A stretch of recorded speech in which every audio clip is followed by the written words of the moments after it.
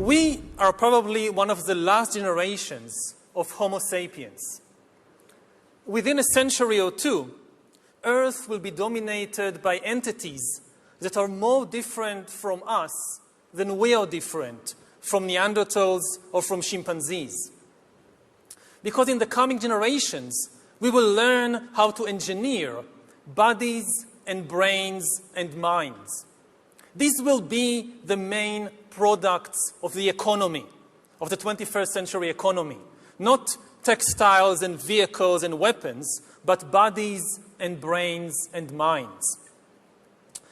Now, how exactly will the future masters of the planet look like? This will be decided by the people who own the data. Those who control the data control the future not just of humanity, but the future of life itself.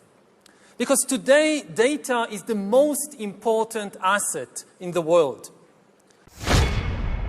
With especially the rise of brain-computer interfaces and biometric sensors and so forth, it is very likely that within, say, 50 years, people will literally be part of a network.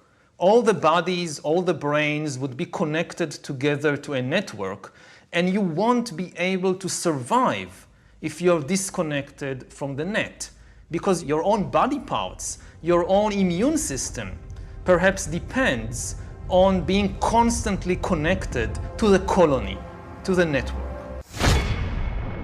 The new powers that we are gaining now, especially the powers of biotechnology and artificial intelligence, are really going to transform us into gods.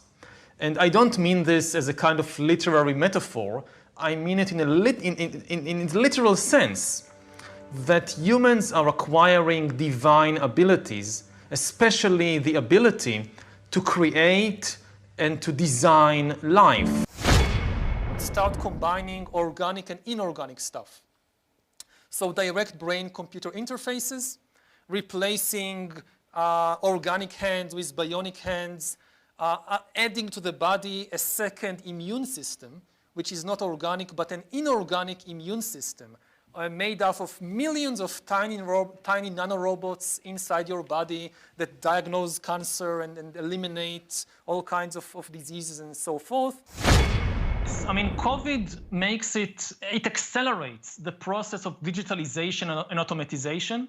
It legitimizes the deployment of mass surveillance, even in democratic countries, and it makes surveillance go under your skin.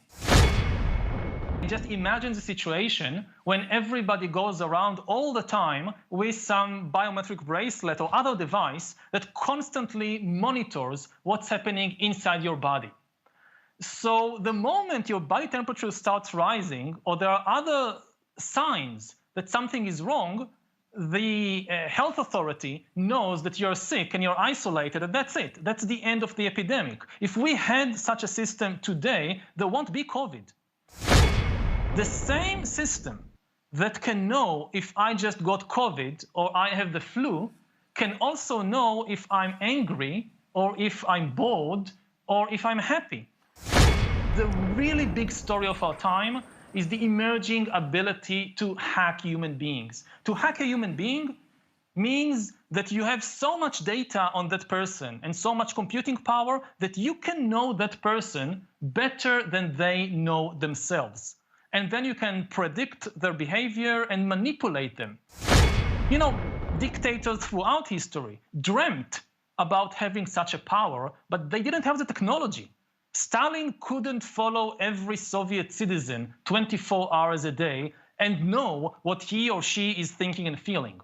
But a 21st century Stalin will be able to do it, and we already have a number of candidates for the job of 21st century Stalin.